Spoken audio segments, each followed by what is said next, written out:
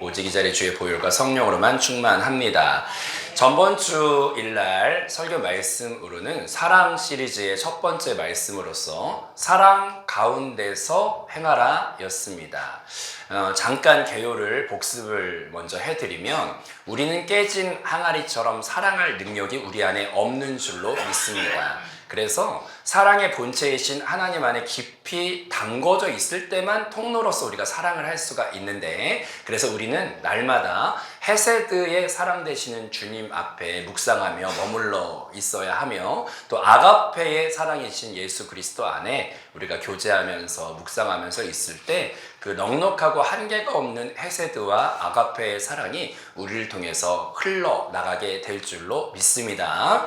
오늘은 그 사랑의 설교의 두 번째 시간으로서 한 가지 더 우리가 생각해 보길 원하는 것이 있습니다. 오늘 본문 말씀을 한 번만 더 합독을 해보도록 하겠습니다. 내가 기도하노라. 너희 사람을 지식과 모든 총명으로 점점 더 풍성하게 하사. 아멘. 오늘 말씀을 가만히 한 구절 한 구절을 묵상을 하다 보니까 사랑이 그냥 사랑 자체로서도 좋다고 많은 분들이 여기지만 저기에 한 가지를 더하라 라고 하는 구절이 눈에 띕니다. 사랑만으로 되지 않고 거기에 지식과 총명을 더할 때 그 사랑은 더 풍성해진다는 말씀이 오늘 본문 말씀의 주제인 줄로 믿습니다. 이것을 좀 쉽게 좀 설명하기 위해서 자녀와의 관계를 좀 비유를 들어보면 좋을 것 같습니다. 하나님에 대한 사랑의 원리를 우리가 좀 피부에 와닿게 느끼기 위해서 첫 번째 원리, 사랑의 지식과 총명을 더하라. 이것이 어떻게 자녀와의 관계 안에서 좀 우리가 느낄 수가 있을까요? 자녀를 끔찍히 사랑하는 마음은 어느 부모님이나 다 있을 것입니다. 그런데 사랑만 있을 때 참 불완전해요. 거기에 반드시 지식이 더해져야 돼요. 제가 교육학적으로 또 그 발달 아이들의 과정에 따라 배웠던 것 중에 제가 지식을 좀 얻으면서 사랑하는 방법에 대해 도움을 받았던 것 몇 가지를 좀 소개를 해드리려고 합니다.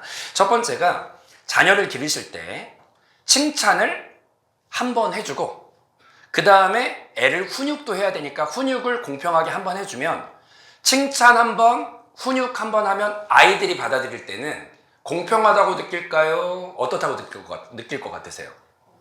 공평하다고 느끼실 거라고 생각하지만 새벽 예배 나오신 분들은 지금 알아요. 새벽 예배 한 10분 정도 이렇게 들으셨는데 못 들으신 분이 더 많아서 이건 꼭 제가 오늘 같이 공유해야겠다 생각했어요. 지금 새벽 예배 나오신 분들만 웃고 있어요. 왜냐하면 정답을 알고 있거든요. 정답은 뭐냐면 여러분, 한 번 칭찬하고 한 번 훈육하면 아이들은 상당히 무섭다고 느껴요. 그리고 나는 혼나기만 해. 그리고 나는 날마다 마음이 어렵고 무가치하다고 느낄 가능성이 많아요. 왜 그러냐면 뇌과학적으로 또 교육학적으로 밝혀진 진리인데, 사람이 평강할 때는요, 뇌가 사진을 찍으면서 그 기록을 저장을 하는데, 평안하고 아무 일이 없는 안정감이 있을 때는 사건 사고가 없기 때문에 사진 찍는 속도가 느려요. 별로 이렇게 위기가 아니니까. 그래서 그렇게 늦게 찍어진 사진은 머릿속에 저장되어 있는 장수가 몇 장 없어요. 그런데 위기 상황, 뭔가 내가 이렇게 괴롭고 힘들고 위기 상황이 됐을 때 하나님께서 우리를 보호하기 위한 보호 장치로서 어떻게 우리의 뇌를 만드셨냐면, 위기 상황이 생기면 심장도 뛰는 속도가 느려집니까? 빨라집니까? 빨라지죠. 그게 우리를 보호하는 장치로서 뇌도 똑같은 구조로 돼 있다는 걸 밝혀지게 되었어요. 그래서 위기 상황이 오면은 사진 찍는 속도가 뇌에서 엄청 빨라요. 엄청 많아요. 그래서 여러분, 한 번 칭찬하고 아이를 한 번 무섭게 훈육할 때 아이들 머릿속에 남아있는 사진 장수가 달라요. 무척 많이 혼난 것에 대한 이미지가 강렬하게 머릿속에 남아있는 거예요.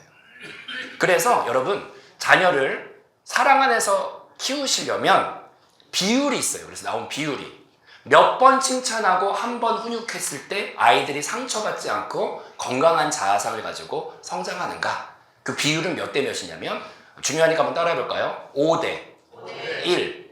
그래서 자녀나 중요한 사람들일수록 나의 언어가 그를 긍정해주고 인정해주고 높여주고 수용해주는 언어를 5번 정도는 충분히 해주고 그 다음에 조율하거나 지적해줘야 될 말들이 있잖아요. 그런 것들을 해줄 때 그럴 때 머릿속에 있는 살인 숫자가 비슷해지면서 건강한 관계가 유지가 될 수가 있고 상처받지 않는 관계가 유지될 수가 있는 것입니다. 근데 이런 거를 제가 배우기 전에는 그렇게 안 살았죠. 근데 이런 지식을 따라서 사랑해. 지식을 더하라. 지식을 더할 때 그 사랑이 더 온전해질 수 있고 풍성해질 수가 있는 것이에요.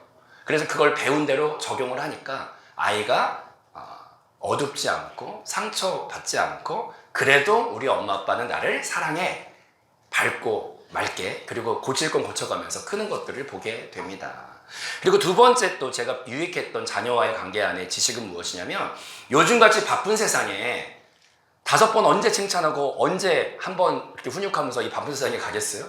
근데 아무리 바빠도 제가 좀 적어드렸는데 두 번째 방법은 따라해볼까요? 샌드위치 대화법.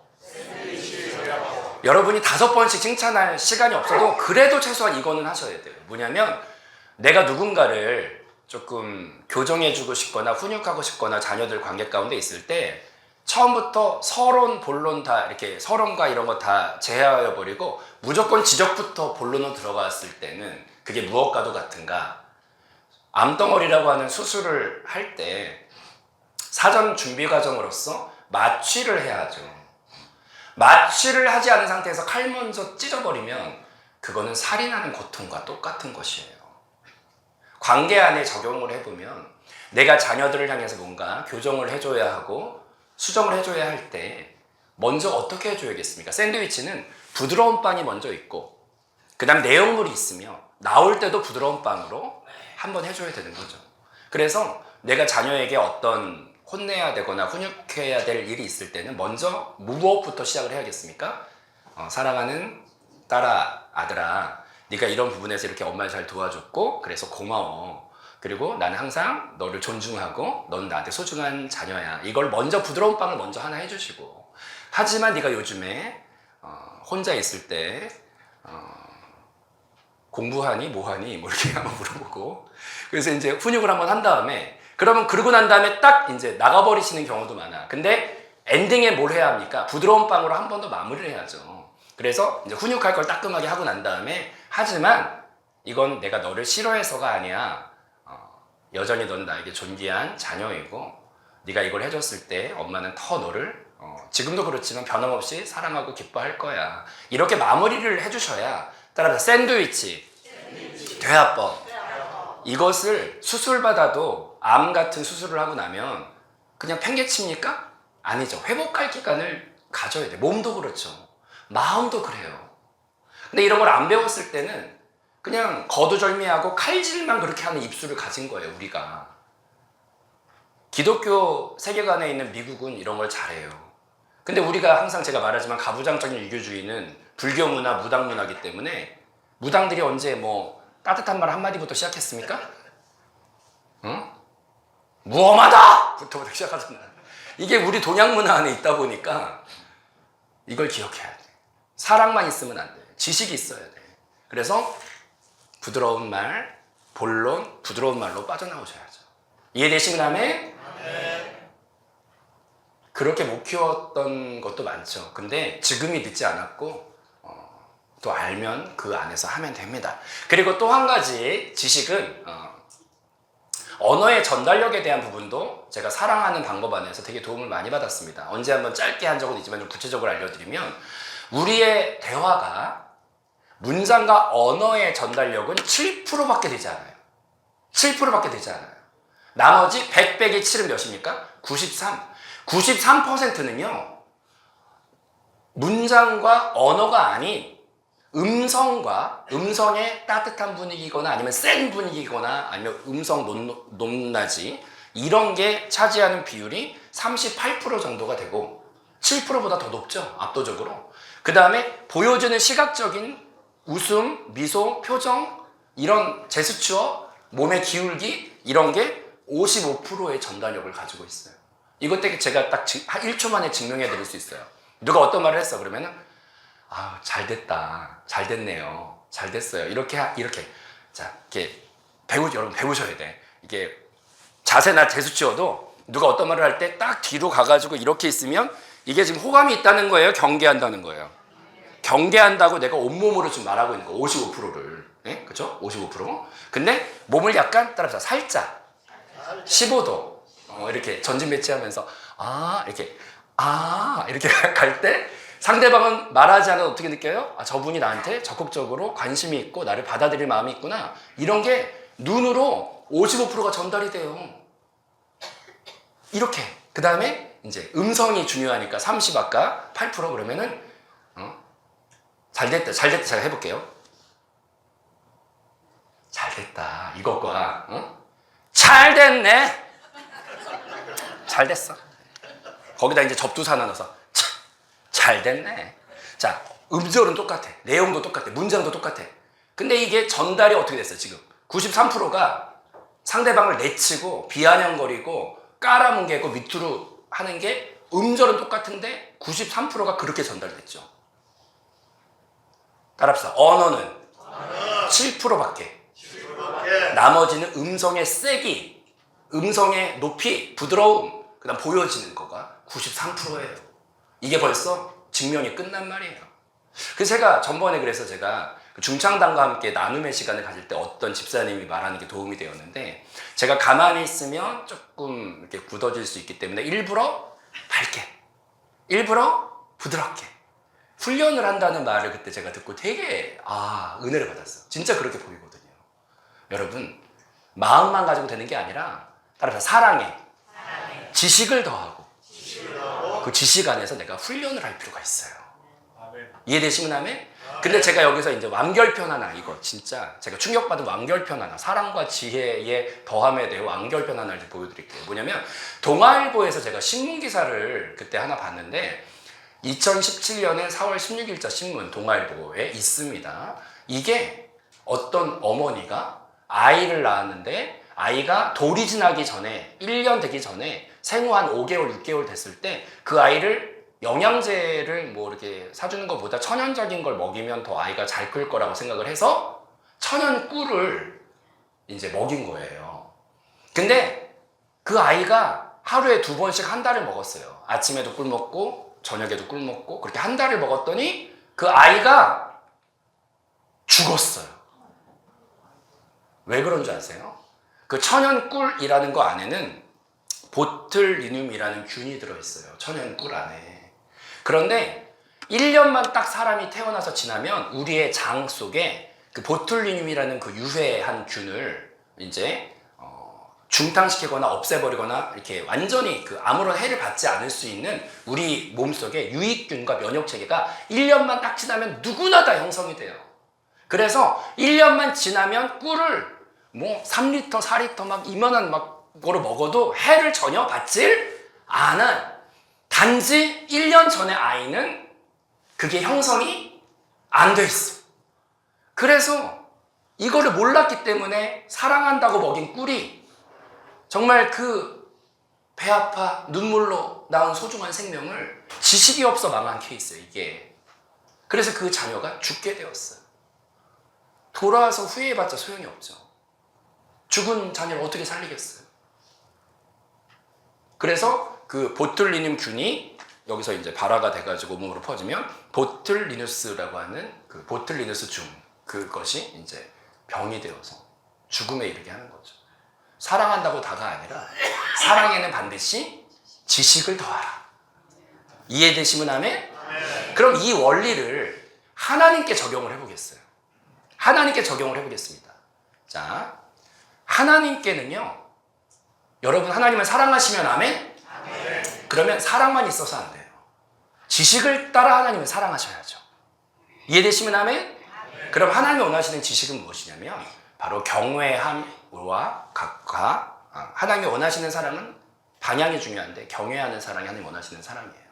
자, 성경 말씀 같이 한번 합독해 봅니다.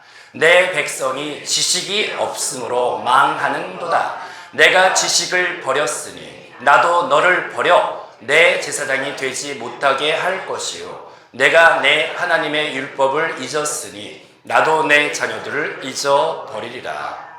아멘. 저기서 말하는 하나님을 아는 지식이라는 말은 다하트라고 하는 원어인데 저것이 학문적인 공부하는 스타일의 지식이 아니라 하나님과 관계를 친밀하게 빈번하게 맺어가면서 그분과 교통하면서 그분을 존중하면서 알아가는 알이라고 하는 단어가 바로 다하트라는 단어의 원래 뜻이에요.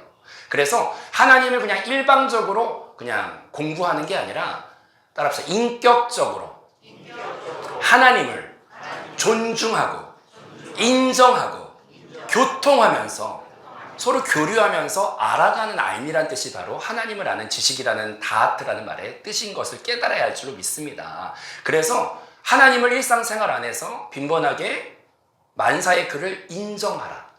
만사의 그를 존중하라. 만사의 그를 항상 높이면서 경외하라. 그래서 성경 말씀을 한번 합독을 해보겠습니다. 여호와를 경외하는 것이 지혜의 근본이요 거룩하신 이를 아는 것이 명철이니라. 성경 말씀 읽어보시면 지혜와 지식과 명철의 세트로 나오는 게 경외함이에요. 다 또 읽어보겠습니다. 은을 구하듯 그것을 구하고 보화를 찾듯 그것을 찾아라. 그렇게 하면 너는 주님을 경외하는 길을 깨달을 것이며 하나님을 아는 지식을 터득할 것이다. 아멘. 또 그 다음 구절도 합독해 봅니다. 내 마음으로 죄인의 형통을 부러워하지 말고 항상 여호와를 경외하라. 아멘. 또 그 다음 구절도 한번 합독합니다. 여호와를 경외하는 자 누구냐? 그가 택한 길을 그에게 가르치시리로다. 아멘. 자, 사랑에는 두 가지 측면이 있습니다. 헤세드의 사랑과 아가페의 사랑으로 나를 품어주시는 따뜻한 사랑이 있죠. 근데 그것만 있을 때는요, 온전하지 않고 풍성하지도 않아요. 여기에 균형을 맞춰야 되는 반대편의 사랑의 색깔이 하나 더 있어요. 그게 진리라는 말로 표현하기도 하고, 또 하나님에 대해서 따라합시다. 경외감을 하나님께 가질 필요가 있어요. 이건 마치 손주를 길러보면 보통 부모님들이 손주와 시간을 많이 갖는 자녀와 또 할머니, 할아버지가 많이 시간을 갖는 자녀들에 대해서 좀 옛날부터 속담 같은 것도 있고 막 이런데 보통 할머니들이 이렇게 기르면은 그 자녀들이 사랑을 많이 받고 그런데 다 그런 건 아니고 우리 서울신강교회는 안 그렇다고 제가 전제를 깔고 한번 따라해볼까요? 버릇이라는 것에 대해서 이제 옛날 내려온 말들 막 할머니들이 막 이렇게 아웅 예 냅둬라 냅둬 그러면서 이제 그렇게 막 이렇게 따라합시다 오냐 어이구 오냐 이렇게 길르잖아. 그러면 이제 그 손주가 보통 버릇이 있다고 합니까 없다고 합니까? 없다고 하죠. 물론 서울신강교회는 그런 분이 없습니다. 저쪽에 어디 울란바토르 옆에 있는 어디 교회 그쪽이겠지. 그런데 여기서 중요한 게 뭐냐? 오냐에서 계속 할아버지가 그 옛날부터 속담이 그런 거 있죠. 그 손주가 너무 이뻐가지고 이렇게 안아주고 이뻐해주면 나중에 손주가 어딜 땡겨요? 수영.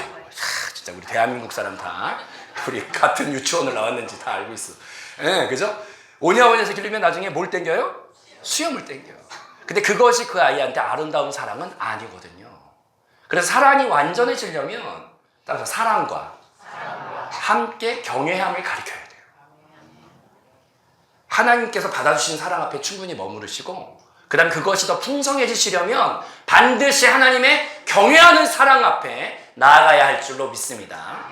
그러면 그 경외한다는 마음은 왜 우리가 더 경외하는 마음을 갖는 것이 하나님을 섬기는 지혜가 될까요? 그것은 첫 번째로 잊으시면 안 되는 게 있어요.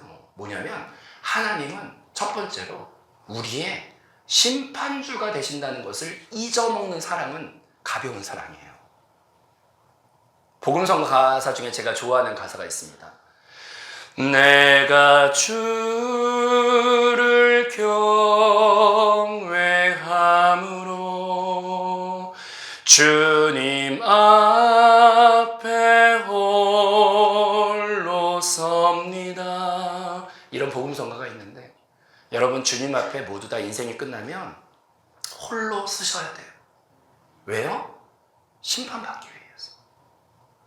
이게 부모 믿음 묻어서 나한테 가산점 있는 것도 아니시고 내 배우자의 믿음이 뜨겁다고 가산점 있는 것도 아니에요. 내 자녀가 헌신한다고 내 믿음이 가산점 있는 것도 아닙니다. 내가 주님 앞에 홀로 서게 됩니다. 왜요? 주님께 마지막 그 한마디를 듣기 위해서 심판 앞에 우리가 서게 되는데 그 심판주가 하나님이시죠. 헤세드의 사랑과 또 아가페의 사랑만을 들으면 그 하나님을 잊어먹게 돼요. 하지만 경외함으로 홀로 서게 될 그분을 바라봐야 할 줄로 믿습니다. 그리고 그분은 마지막 날도 주님 앞에 섰을 때 심판주이시지만 오늘날의 인생에 운영하는 것 안에서도 심판주가 되신다는 걸 깨달아야 돼요. 제가 짧은 간증을 하면 제가 이전에 15년 동안 섬겼던 교회가 자체적인 건물이 없고 대학교의 강당을 이제 서로 요즘에 그런 교회 많죠. 왜냐하면 평상시에 일주일 동안 교회가 비어있기 때문에 아깝잖아요. 그러니까 학교는 주말에 쉬니까 이제 서로 윈윈이니까 그 대강당을 빌려서 이제 교회로 하는 교회도 많고 제가 섬겼던 교회가 그런 교회였어요. 근데 학교 직원분들 중에서 유독이 높은 그 행정처장인가 그랬던 분이 한 몇 분의 그 높으신 분들이 그렇게 교회를 핍박하고 어렵게 했던 분들이 있었어요. 근데 제가 현직 그때 총무 목사였기 때문에 얼마나 어려웠는지 몰라요. 툭하면 교회를 핍박하고 툭하면 교회를 어렵게 하고 툭하면 교회를 막 무척 공경에 빠뜨리게 해서 너무나 힘들어서 담임 목사님과 이게 세상의 방법으로 맞서 싸우기도 어렵고 그래서 그때 담임 목사님께서 어떻게 하셨냐면 주를 경외함으로 주님이 이 세상을 운영하신다는 걸 믿으시면서 주를 경외하는 믿음을 가지고 그냥 기도하시면서 주님 우리의 원통함을 다윗처럼 사울한테 그렇게 억울한 일을 당하셨을 때 다윗도 기도하시고 주님을 이렇게 실제 이 세상의 운영자이신 하나님 믿고 그 경외함으로 기도를 하셨는데 제가 정말 저는 누가 했다더라가 아니라 제가 본 걸 주로 많이 간증을 하는데 놀라운 일이 생겼어요. 그 행정처장인가 뭐 높으신 그 결정권자 총무처였나 하여튼 그랬는데 그분이 높은 8층에 계셨거든요. 같은 건물 8층에. 근데 갑자기 저희 층 바로 옆에가 이제 교목실이라고 애들 채플 관리하는 곳이 있어요. 근데 거기는 교목실은 애들 채플을 관리하는 곳인데 구조가 우리 한세교회가 뭐 스피커와 건반과 장비를 다 갖고 있기 때문에 늘 교목실 직원으로 오면은 제일 먼저 우리 한세교회 와가지고 잘 부탁드립니다.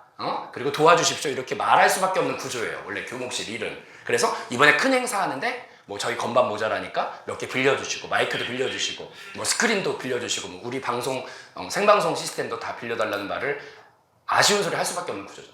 근데 그렇게 우리 핍박했던 총무처에 막 날아가는 새도 떨어뜨릴 것 같은 권세와 세도가 당당했던 그분이 어느 날 보니까 교목실에 내려와 계시더라고요. 그래서 일보러 오셨나? 그랬더니 그게 아니라 그 소위 말해 그 좌천이라는 게 갑자기 일어나가지고 날고 막 새도 막 떨어뜨리던 권세와 세도가 막 그 대학교 안에 대단했던 분이 갑자기 좌천이 되셔가지고 교목실에 오셨는데 교목실에 오면 필수적으로 뭘 해야 됩니까?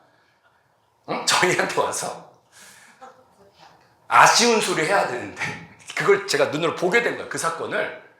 그분이 정면으로 들어오지 못해. 왜냐면 평상시 했던 행동이 있으니까 정면으로 들어오지 못하고 이렇게 옆으로 들어오더니 이렇게 있더니 이제 머리를 한번 긁어 이렇게. 그러면서 이제 무슨 말을 해야 합니까? 도와주세요라는 말 해야 되잖아요. 근데 그 말을 정말 어렵게 아이씨 도와주십시오. 이랬더니 뭐 코앞에 행사가 총장님이 있는 무슨 행사가 있나 그러니까 발에 불 떨어져가지고 이제 어쩔 수 없이 와가지고 막 진짜 막 도와주십시오 이렇게 말을 하는 걸 보게 된 거죠. 그것뿐만 아니라 그때 그 이유 없이 그렇게 괴롭혔던 그 보직에 있던 한 5분인가 있었어요. 5분이나 있었는데 우연의 일치라고 생각하기에는 따라봐 성령을 근심시키지 말라.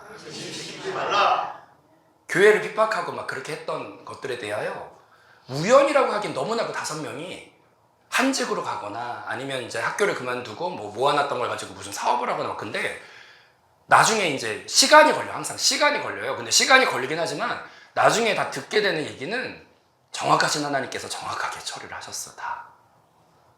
어떻게 아냐? 저희 성도 중에 학교 직원이 있어서 다 알아요. 여러분 우리가 왜 하나님을 경외해야 합니까? 그분은 개인적으로 날 심판하실 분이기도 하지만 역사의 주관자이시거든요. 그 위치를 잊어서는 안 돼요. 이해되시면 아멘? 아멘. 그리고 두 번째로 왜 우리가 주님을 경외해야 합니까? 하나님께는 능치 못하실 일이 없다는 걸 또 사랑만 받으면 잊어먹어요. 잘. 하나님께 능치 못함이 없어요. 하나님은 다 알고 계시고. 제가 거기에서 이제 그 교육자 생활을 할 때 좀 이상하다 싶었던 일이 있었습니다. 뭐냐면 저희가 이제 장로님들이 나이가 되시고 연차가 되면 장로 회장님을, 거기가 이제 장로님이 13분 정도 12분 뭐 이렇게 계시니까 이제 순서대로 나이가 되시는 연차마다 이렇게 뭐 1년, 2년, 3년씩 뭐 이렇게 하시고 또 그 다음 분한테 바통 터치해가지고 또 하시고 해요. 근데 그러면 이제 점점 연세가 있으신 분들은 또 그 다음 젊은 분, 그 다음 젊은 분한테 이렇게 하시고 순서가 지나가게 되는데, 담임 목사님께서 기도를 한참 하시더니 연말에 이제 새로운 보직을 결정해야 될 때 센세이션하게 어떻게 하셨냐? 이미 한 번 하고 끝나신 장로님인데 순서를 거꾸로 돌려서 그 다음에 할 젊은 장로님이 있음에도 불구하고 갑자기 기도하시다 성령님이 감동을 주셔가지고 순서가 지나버린 이미 한 번 하고 퇴임하셨던 분을 다시 장로회장으로 세우는 일이 일어났어요. 근데 그 똑같은 해에, 그 겨울에 저도 초기에 한 5, 6, 6년 15년 전체 사역 중에서 5년, 6년의 총무 목사를 했었고, 그 다음에 또 남자 목사들은 총무 목사가 한 번씩 되어봐야 전체 교회 돌아가는 걸 안목을 키울 수 있다고 생각하셔서 거기에 이제 남자 교육자 한 5명 있었는데 그분들을 또 순서에 맞게 한 번씩 총무 목사의 기회를 주시면서 담임 목사로서 훈련을 시켜주신 참 좋으신 목사님이었어요. 근데 저는 한 번 했고 저는 지나갔거든요.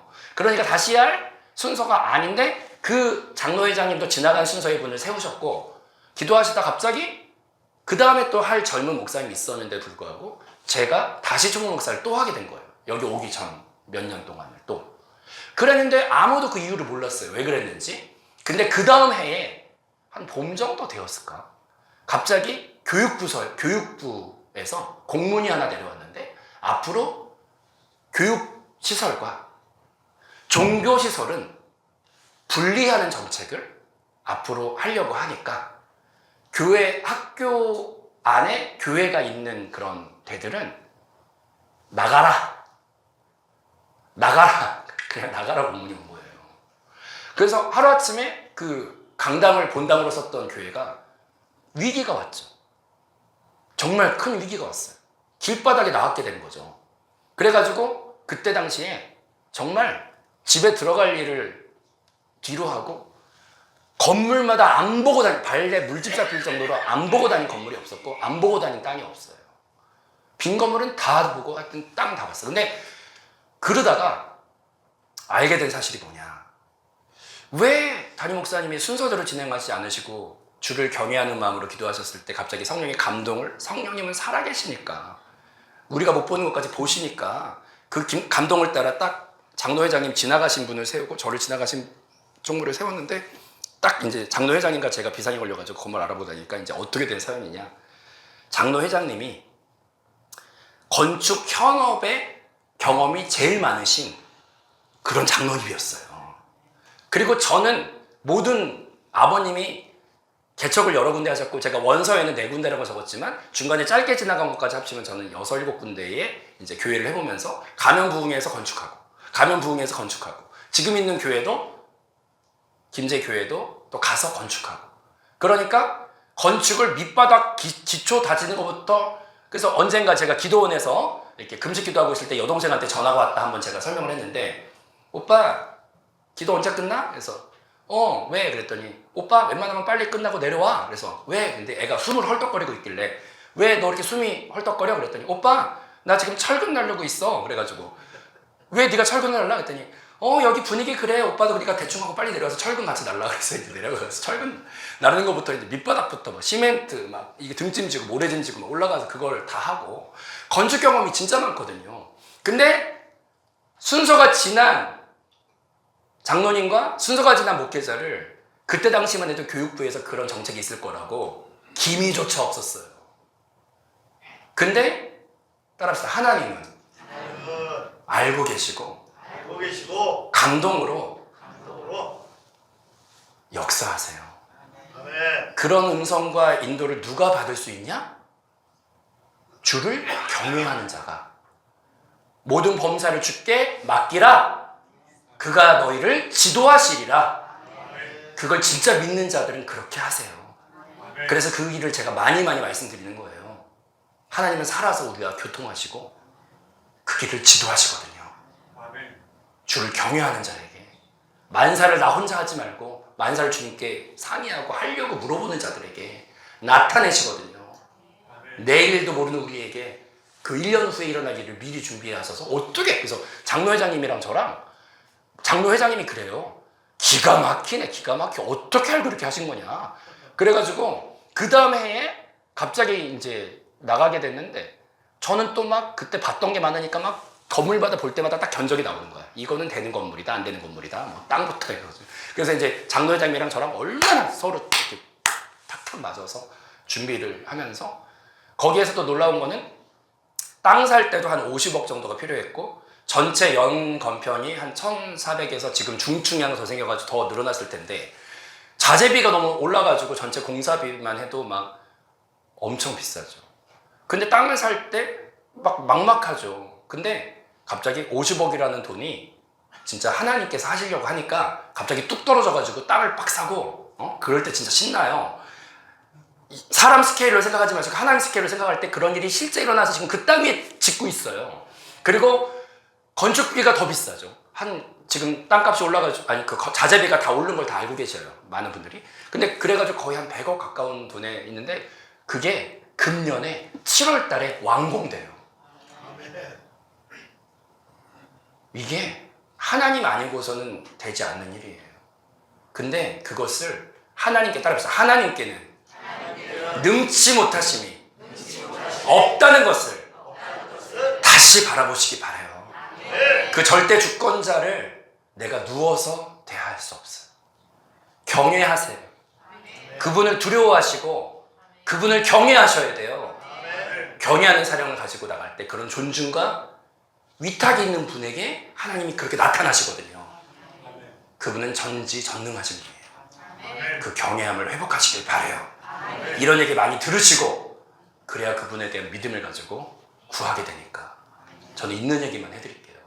7월 달에 가서 완공된 거 확인하세요. 저랑 같이. 아멘. 그리고 마지막으로 따라합시다. 하나님만이 하나 되게 하는 분이다. 그렇기 때문에 하나님을 경외해야 합니다. 자, 하나님 말씀. 우리가 빌립보서 말씀을 읽었는데, 빌립보서 말씀에 배경이 있어요. 빌립보 교회가 어떤 교회였냐면, 열정은 많고 뜨겁긴 하지만 그 뜨거운 열정 안에 분열이 있는 교회였거든요. 자, 성경 말씀을 같이 한번 합독해 보겠습니다. 내가 유오디아를 권하고 순두개를 권하노니 주 안에서 같은 마음을 품으라. 자, 정말로 교회마다 저런 문제 없는 교회가 없습니다. 은혜 있는 교회는 은혜 있는 교회대로 저런 문제가 있고, 또 삭막한 교회는 삭막한 교회대로 저런 문제가 있는데, 바울이 은혜 가운데 시작했던 빌립보 교회에도 저런 문제가 있어요. 저기 보니까 여성 지도자 2명이 저기 나오는데, 유오디아라고 하는 믿음 좋은 권사님과 순두개라고 하는 권사님이 있는데, 두 분이 뜻이 같다 다르다? 이럴 때 한번 말해야 되는데, 따라합시다. 다들 그러고 사는구나. 이제 이거 한번 해야 되죠. 어느 교회나 다 있어. 어느 교회나 다 있어. 어느 교회나 다 있으니까 특별한 문제 아니에요. 그냥 있을 게 있다 생각하세요. 그런데 저기에서 어느 교회나 다 있는 문제가, 유오디아 권사님은 이렇게 생각하는데 순두개 권사님은 저렇게 생각하는 거예요. 그러니까 둘이 하나가 안 돼요. 근데 저기에서 그러니까 뭐라 그래요? 따라서 같은 마음을 품으라. 근데 에베소서에서 이제 정답이 나오죠. 에베소서에서 둘이 같이 같은 마음 품으려고 해도 결국 안 돼요. 근데 에베소서에 정답이 나와요.